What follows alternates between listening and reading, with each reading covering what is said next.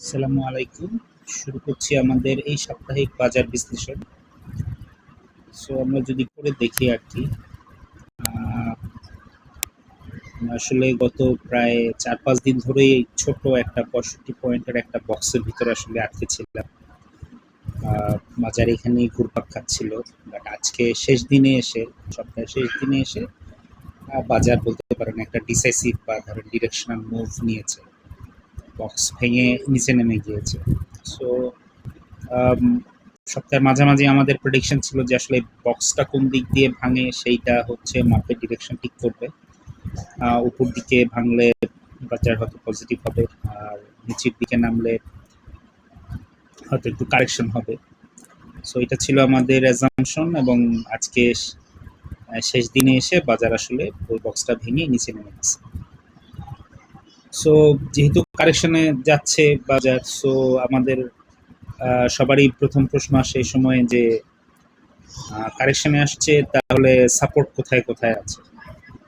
So যদি support খুঁজতে যাই, ইমিডিয়েটলি আজকে একদম একটা সাপোর্টের খুব কাছাকাছি এসে বাজার ক্লোজ হয়েছে। সেটা হচ্ছে ওই যে জাস্ট যে হালকা সবুজ রঙের যে লাইনটা, ওখানে আমরা দেখেন আগে দুইটা স্পিনিং টপ টাইপের ক্যান্ডেল ছিল, যেখানে এসে বাজার কিছুদিন একটু 2 দিন উঠবে কিনা বা কত নামবে কিনা এরকম একটা ইনডিসিশনাল মোড ছিল আর কি। সো কত 5450 এই দিকে আর কি। সো আজকে তো একদম ওখানে কাছাকাছি এসে শেষ হয়েছে, বাট আমার কাছে মনে হচ্ছে যে এই সাপোর্টটা আসলে খুব দুর্বল একটা সাপোর্ট, তেমন কিছু না। সো এটা একটা প্লাস, তারপরে নিচে যদি আরেকটু নিচে সাপোর্ট দেখতে চাই, তাহলে হচ্ছে আপনার 5374। ওইখানে এসে বাজার যখন উঠছিল তখন এখানে এসে একটা ছোট কারেকশন ছিল, এবং ওখানে থেকে একটু সাপোর্ট নিয়ে বাজার কিন্তু উপরে উঠে গিয়েছে। সো এটাও সাপোর্ট, এটাও এখন একটা এই পতনের রেজিস্ট্যান্স, মানে পতন কোথায় এসে থামবে সেটার একটা জায়গা হতে পারে। বাট এই যে দুইটার কথা বললাম, আমার কাছে মনে হচ্ছে যে এই দুইটার অত স্ট্রেংথ নাই যে আপনার এখানে এসে বাজারকে পতন থামিয়ে। বাট তাও স্টিল আমরা যেহেতু এই একটা দুইটা সাপোর্ট আছে, দুইটার ক্ষেত্রে বাজার কি করে আমরা দেখি। বাট আমার কাছে সবচেয়ে প্রমিজিং সাপোর্ট জোন বলবো একটা সাপোর্ট একটা জোনের মতো, কারণ বিভিন্ন হিসাবে এই এক জায়গাতে এসেই আসলে অনেকগুলো সাপোর্ট এক জায়গায় মিলিত হয়েছে, যেটাকে আমরা যে একটা সবুজ, দেখেন একটা সবুজ মোটা বক্সের মতো করে দেখাচ্ছি। এই জোনটা হচ্ছে আপনার অ্যারাউন্ড ধরেন 5300 থেকে 5297-98 বা 5290। তো অ্যারাউন্ড আপনি ধরতে পারেন যে 5300টাও যদি ওইখানে আমরা বলি যে 5300টা একটা খুব স্ট্রং একটা সাপোর্ট হইতে পারে নেক্সট ফিউচারে। কারণ হচ্ছে বাজার যখন উঠছিল, আমাদের ওয়েভ ফোরটার একটা শেষ ছিল কিন্তু এই 5300। সো সাধারণত যখন আমরা ইলিয়ট ওয়েভ থিওরি অনুযায়ী বলি যে বাজার এই ওয়েভ ফোরের বটমটা হচ্ছে এক কাইন্ড অফ একটা ম্যাগনেটের মতো। বাজার যখন কারেকশনে যায়, তার খুব জেনারেল টেন্ডেন্সি হলো ও সেই ওয়েভ ফোরের এখানে চলে আসে, যেটা আমরা অলরেডি দেখেছি যে যখন বাজার 5 ওয়েভ শেষ করে যখন কারেকশনে যে ওয়েভ এ হলো, সেটাও কিন্তু দেখেন এই 5300 খুব কাছাকাছি এসে বাউন্স ব্যাক করেছে। সো এখানে কিন্তু বাজার ধরেন দুইবার এই জায়গাটা এসে সাপোর্ট নিয়ে বাজার উপরের দিকে গিয়েছে। সো এখানে আসতে পারে। তারপরে যদি আমরা পুরো র্যালিটার কথা চিন্তা করি, যে র্যালিটা হয়েছে, এই র্যালিতে যদি আমরা রিট্রেসমেন্ট, ফিবোনাকি রিট্রেসমেন্টগুলো দেখি, তাহলে হচ্ছে 23% রিট্রেসমেন্টটা হচ্ছে 5333-এ, 38% রিট্রেসমেন্টটা হচ্ছে 5192, 5200 বলতে পারেন, 5200। আর 50% রিট্রেসমেন্ট হচ্ছে 5077।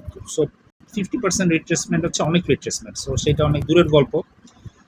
আমার ধারণা যে বাজার হয়তো এত নিচে নামবে না, এটা অনেক ডিপ কারেকশন, মানে খুব শ্যালো কারেকশন। 23%, 38% মোটামুটি একটা রিজনেবল কারেকশন আমরা যে কোনো ভাব জিচার এই চিন্তা করি। আর যখন 50% বা 61% কারেকশন হয়, সেটাকে আমরা ডিপ কারেকশন বলি। আমার ধারণা যে এখানে ওরকম ডিপ কারেকশন হয়তো হবে না। সো ধারণা তো আর এমনি এমনি হয় না, ধারণার পিছনে তো একটা যুক্তি থাকে। সো আমার এখানে এই ধারণা জন্মানোর পেছনে যুক্তিটা হচ্ছে যে আপনি যদি পুরো র্যালিটা আমরা দেখি, যে র্যালিটা হলো 1000 পয়েন্টের, প্রায় 1000, পয়েন্টের যে র্যালিটা হলো এখানে দেখেন আমাদের যেই ওয়েব 1 2 3 4 করে 5 করে যেখানে আমরা উঠছি ওখানে মোটামুটি আমাদের সময় লেগেছে, মানে ট্রেডিং ডে যদি আমরা চিন্তা করি, ওয়ার্কিং ডে 39টা বার, মানে 39 দিনে হচ্ছে আমরা এই র্যালিটা শেষ করছি। এখন কারেকশন যখন হচ্ছে, যদি আমরা ওয়েব 5 এর এখান থেকে দেখি যে কারেকশন যেখান থেকে হচ্ছে, এই যে এখান থেকে আমরা দেখি যে আমরা দেখেন যে কারেকশন যেখান থেকে হচ্ছে এখন পর্যন্ত আমরা আজকের দিন পর্যন্ত আমরা দেখছি যে মোটামুটি 32টা বার ওয়ার্কিং ডে চলে গেছে, আর পুরো র্যালি হয়েছে কিন্তু 39 দিনে, আর আমরা 32 দিন পার করে ফেলছি কারেকশন মোডে থেকে। কিন্তু খুব বেশি কারেকশন কিন্তু এখনো হয়, মানে যদি 1000 পয়েন্টের বিপরীতে যদি কতটুকু পড়ছে 5600 থেকে এখন ধরেন 5373, তার মানে ধরেন কত 300 পয়েন্টের মতো, মাত্র 300 পয়েন্টের মতো পড়েছে। সো অলরেডি কিন্তু 32 দিন পার করে ফেলছে। সো এটা বোঝা যাচ্ছে যে যে কারেকশন যেটা হচ্ছে এটা অনেক স্লো একটা correction, mainly sideways correction. So এই কারেকশনে আমার ধারণা যে শেষ দিকে এসে এটা খুব ডিপ কারেকশন হওয়ার সম্ভাবনা কম। মোস্ট লাইকলি যে এই 23%টা দেখেন, 23% যেটা ফিবো রিট্রেসমেন্ট বলতেছে সেটা কিন্তু আবার ওই যে খুব কাছাকাছি 5300 খুব কাছাকাছি 5333। সো অথবা তার নিচে আছে হচ্ছে 5200, তো 5300 কাছাকাছি 100 পয়েন্টের ডিফারেন্স। সো আমার ধারণা এই দুইটার যে কোনো একটা জায়গায় এসে বাজারটা হয়তো ভালো সাপোর্ট পেতে পারে। তো ওই যে যেই গ্রিন বক্সটা বললাম যে এখানে একটা স্ট্রং জোন, আরো কিছু বলি যে কেন এটা আমার স্ট্রং জোন মনে হচ্ছে। দুইটা সাপোর্ট তো আগেই বললাম যে দুইটা সাপোর্ট ওখানে আছে, এই যে ওয়েব 4 আর ওয়েব এ শেষ হচ্ছে সব দুইটা এই জায়গায়। দেন হচ্ছে আমাদের যে বক্সের এখানে যে কারেকশনটা ওয়েব সি যেটা চলতেছে এখানে দেখেন একটা 3 দিনের একটা ক্যান্ডেল, বড় বড় দুইটা ক্যান্ডেল নিয়ে পড়ে গেল, দেন তারপরে বাজারটা একটা বক্সের মধ্যে আটকালো। এখানে 1 2 3 4 5 দিন সময় নষ্ট করে, 5 দিন ধরেন টাইম কিল করলো, দেন তারপর আজকে বক্সটা ভেঙে নিচে নেমে গেল। সো ওই বি থেকে যতটুকু এই বক্সের ভেতরে আসছে ওই ডিস্টেন্সটা যদি আবার নিচের দিকেও হয়, ওইটা যদি আমরা মাপি, তাইলে আপনার মোটামুটি লাস্ট পয়েন্ট আসে হচ্ছে 5329। সো আবার ওই 5300 কাছাকাছি। দেন তারপরে যদি আপনি এই যে আমাদের যেই কারেকশন যেটা পুরো র্যালিটা যেটা হলো এখানে যদি এই যে ওয়েব 1 আর ওয়েব 2 এর যেখানে দেখেন একটা চ্যানেলের মতো এঁকেছি, এটাকে আমরা ব্যবহার করি হচ্ছে যারা ইলিট ওয়েভ অ্যানালাইসিস করি তাদের সাপোর্ট হিসেবে, বা ধরেন একটা গাইডলাইন চ্যানেল হিসেবে, মানে বেস চ্যানেল বলি আমরা এটাকে, এই বেস চ্যানেল হিসেবে। তো এই বেস চ্যানেলটাও দেখেন কিন্তু ওই আবার ওই যে 5300 যে বক্সটা আমরা এঁকেছি এটার ভেতর দিয়ে গেছি উপর আপার লাইনটা। সো মোস্ট প্রবাবলি আমার ধারণা যে এই 5300 কাছাকাছি এসে বাজার একটা স্ট্রং সাপোর্ট পাওয়ার চেষ্টা করবে। যদি ইনকেস এটা হচ্ছে ধরেন বলতেছি যে ইনকেস যদি ওই 5300টা ভেঙে যায় তাইলে কি হতে পারে, তাইলে হচ্ছে যে আমরা ওই যে ফিবো রিট্রেসমেন্টের 38% যে কারেকশনের কথা যেটা বলতেছিলাম, যে 38% রিট্রেসমেন্ট জোন হচ্ছে আমাদের 5192। আবার এখানে আমাদের যে এই ওয়েব 5টা যেখানে শেষ হয়েছে, এটা একটু জুম করে দেখাই, ওয়েব 5টা যেখানে শেষ করেছে এখান থেকে ওই ওয়েব বি পর্যন্ত ওইটুকুর এক্সটেনশন যে একটু বেশি উপরে উঠে গিয়েছিল, সেখানে আমরা একটা দেখেন ছোট বক্স এঁকেছি। এই বক্সটাকে হচ্ছে আবার আমরা ওই 5300 নিচে জোড়া দিয়ে দিয়েছি। সো এইটা হচ্ছে যদি আমাদের এটা একটা ধরেন এক্সপান্ডিং ফ্ল্যাট বলি আমরা এই ইলিট ওয়েভ থিওরি অনুযায়ী, যে ধরনের এটা একটা ফ্ল্যাট কারেকশন টাইপ, যেখানে হচ্ছে যে ওয়েব এর তুলনায় ওয়েব বিটা একটু বড় হয় এবং ওই এ থেকে বি যতটুকু বেশি হয়েছে দেখা যাচ্ছে সি কারেকশনটা এসে এর নিচে ঠিক ততটুকু বেশি বাড়ে। সো ওইটা যদি হয় তাহলে নিচের হচ্ছে ওই যে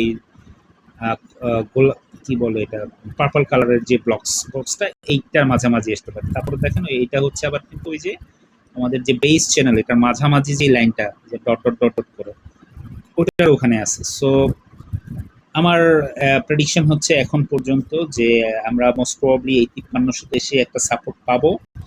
ইন কেস যদি 5300 ব্রেক করে তাহলে হয়তো 5200-র মধ্যেই হয়তো বাজার এখান থেকে ঘুরে যাবে। আর এই দুইটাই যদি এখন পর্যন্ত অ্যানালাইসিস বা ধরেন প্রেডিকশন যেটাই বলি, এটা হচ্ছে এই দুইটা। 5300 হচ্ছে মোস্ট প্রেফারেবল, আর এটা যদি ভেঙে যায় তাইলে হচ্ছে 5200। যদি এটাও ভেঙে যায়, 5200 ভেঙে যায়, তখন হচ্ছে আমরা ডিপ কারেকশন চিন্তা করবো। বাট আমার ধারণা, যেটা আগেই বললাম, যে কারেকশনের উত্থানের প্যাটার্ন, নাম্বার অফ ডেজ, আর এখন যে কারেকশনটা হচ্ছে ওইটা যেই পরিমাণ সময় আমরা কারেকশনে চলে গেছে, ওইটা দেখে মনে হচ্ছে না যে এত ডিপ কারেকশন হবে। সো বাজার নিয়ে হচ্ছে খুব বেশি প্যানিক করার কিছু নাই। সামনে ধরেন আগামী, আজকে হচ্ছে 18 তারিখ, 19-20 তারিখ চলে যাবে ছুটির দিন। তার মানে এই মাসে আছে আর মাত্র 10 দিন, আর অক্টোবর মাসে হচ্ছে ধরেন 30 দিন। মানে 30 আর 10 হচ্ছে 40। এই 40 দিনে হচ্ছে আপনার ধরেন বাজারের যত কোম্পানি আছে সবগুলো কিন্তু আর্নিং রিপোর্টস আসবে। জুন ক্লোজিং কোম্পানিগুলোর হচ্ছে ডিভিডেন্ড ডিক্লারেশন হবে, আর ডিসেম্বর ক্লোজিং ব্যাংক ফাইন্যান্স যেগুলো আছে তাদের হচ্ছে থার্ড কোয়ার্টার আসবে। সো এটা এমনি একটু টালমাটাল সময়, ট্রেডাররা খুব বেশি একটা ট্রেড নিতে চাবে না এই সময়, যেহেতু ফান্ডামেন্টাল ডিক্লারেশন আসবে। সো সবাই দেখবে যে আসলে ফান্ডামেন্টাল ডিক্লারেশনটা দেখে ওটার অ্যাডজাস্টমেন্ট বা এটার যে ধাক্কাটা এটা শেষ হলে দেন তারপরে হয়তো আবার ট্রেডিং মেন্টালিটি যারা, তারা হচ্ছে তোর ফুল সুইংয়ে ট্রেডিংয়ে যাবে আর কি। সো এই সময় বাজার এমনিতেই হিস্ট্রিক্যালি একটু স্লো থাকে, আর আমরা যেহেতু মাত্রই একটা 1000 পয়েন্টের র্যালি শেষ করেছি, সো ছোটোখাটো কারেকশন তো কিছু হবে। 23%, 38% কারেকশন হওয়াটা খুবই স্বাভাবিক একটা বিষয়। সো এটা নিয়ে টেনশন করার কিছু নাই। অ্যাটলিস্ট ধরেন আমাদের যদি ডিভিডেন্ড অ্যাডজাস্টমেন্ট যেগুলো হয়, ওগুলো হইলেও কিন্তু মার্কেট ওই ঘুরে ফিরে 5300 বা 5200-র দিকে এমনি চলে আসবে। খুব প্রাইস যে কারেকশন খুব বেশি হইতে হবে ওরকম খুব মনে হচ্ছে না। সো প্যানিক হওয়ার কিছু নাই।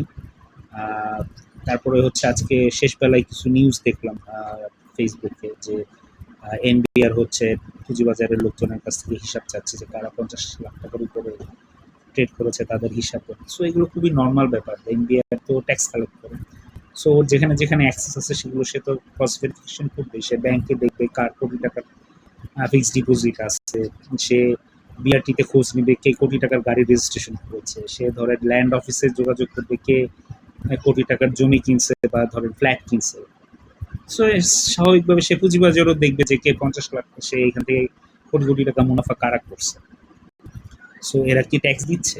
সো যদি কেউ ট্যাক্স ফেলে সব কিছু ঠিকঠাক মতো দেখায়, তো তাদেরকে তো আর হয়রানি করার কিছু নেই বা কিছু করার, তাদেরকে কিছু বলবেও না। বাট কেউ যদি ব্যক্তিগত একজন মানে 10%, 20% লোকজন যদি মানে ইচ্ছাকৃতভাবে ফাঁকি দিয়ে থাকে, তাহলে তারা তাদের কনসিকুয়েন্স সেটা ভুক্ত করতেই হবে। ওটা নিয়ে তো আর আমাদের প্যানিক করার কিছু নেই, বরং এটা আমাদের বাজারের জন্য ভালো যে ধরেন এখানে যারা ইনভেস্ট করবে তারা ধরেন এনবিআর এর সব দিক থেকে তাদের ক্লিয়ারেন্স নিয়েই তো তারা ব্যবসা করতেছে। সো আমরাও আশা করি সব প্রতিষ্ঠান বড় বড় বিনিয়োগকারী যারা আছে তারা তাদের সাদা টাকা যেগুলো সেগুলাই এখানে বিনিয়োগ করবে, কেউ ট্যাক্স ফাঁকি দিবে না। সো এগুলো নিয়ে আসলে প্যানিক করার কিছু নেই। খুবই সাধারণ, যেটা বললাম যে খুবই সাধারণ একটা ব্যাপার এটা। আপনি বাজার একটা বড় র্যালির পরে সাইডওয়েজ মুভমেন্ট বা একটা কারেকশনে যাবে, সে ধরেন নেক্সট আরেকটা মুভ দেওয়ার আগে তো তার কিছু রেস্টিং এবং শক্তি সঞ্চয় করতে হবে। সে এখানে একটা বেস তৈরি করার, শক্ত বেস তৈরি করার চেষ্টা করতেছে। এখানে একটা ধরনের অ্যাকুমুলেশন হবে, দেন তারপরে তো শক্ত বেস তৈরি করে দেন পরে আবার